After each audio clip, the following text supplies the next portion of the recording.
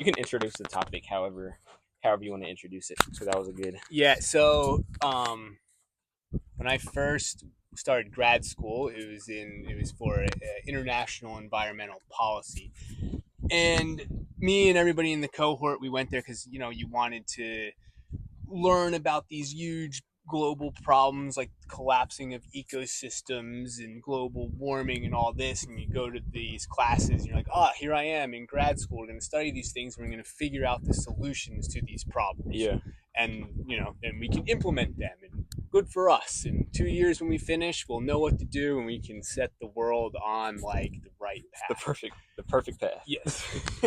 But very quickly, like within a couple weeks of studying everything and reading everything and being in lectures, you sort of come to the conclusion, or everyone really was coming to the same conclusion, that was like, there's not really any solutions to any of these problems. The problems Yeah. are so big and so ingrained, and things are so resistant to change.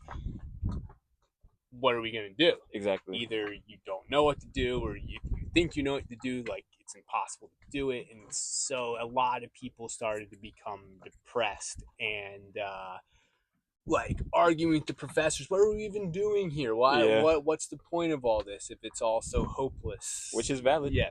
So I found that to be a pretty interesting perspective on things, and the part that you had to learn was, what do you then do with this knowledge? Yeah. Like, how do you proceed personally, professionally, academically? Where do you go from this point of almost hopelessness? Yeah.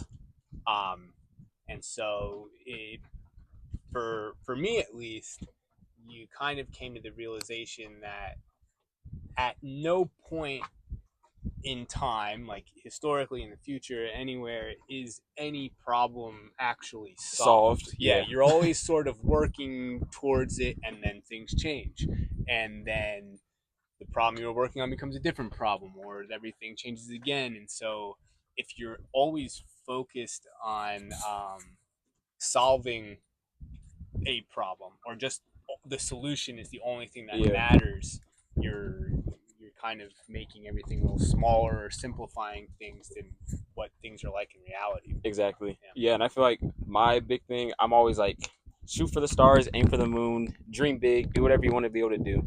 And one of the big things that I want to do, I guess kind of like my big dream, is to be able to prevent extinction from ever happening again. Which is like, in all like logistics, or logistically speaking, virtually impossible. But in my mind, there's just still that like little sliver of hope, and I feel like that's kind of what fuels me.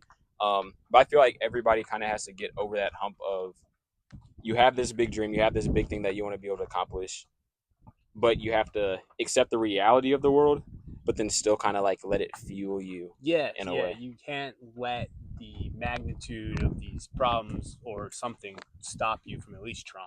Exactly. Because you might figure something good out that helps some species Something. or something, or you never even know. Sometimes you could be focused on one thing, and then you have this great positive effect on something totally different. So, yeah. And then I feel like even like looking at kind of like the scale of impact, whether you're having like a direct impact on a specific community, or like specific like 5 people, how does that impact compare to like, I don't know, like saving a nation? Yeah. But it's like, how can you kind of even compare the lives? How do you compare? Yeah. Like, is like a couple helping a couple fish or a couple birds compared to like an entire ecosystem? Yeah. Like, where's the morality? Like, how can you put the value on one or another? Like, they're both important. Exactly. What do you feel like your biggest takeaway from, I guess, like your entire matriculation before your degree, and then also like through that degree? I think before that, I went to grad school anticipating that I would kind of work on these issues and maybe start working for an environmental NGO or some type of organization working on environmental issues. And then by the time I graduated and finished, I was like totally disillusioned with everything. Yeah. And just was like, I ended up managing a surf hostel in the jungle of Costa Rica for some years, and it's just kind of like, I think my best way to deal with this is to remove myself from From global everything. society and just Yeah. like do these things and be happy or whatever.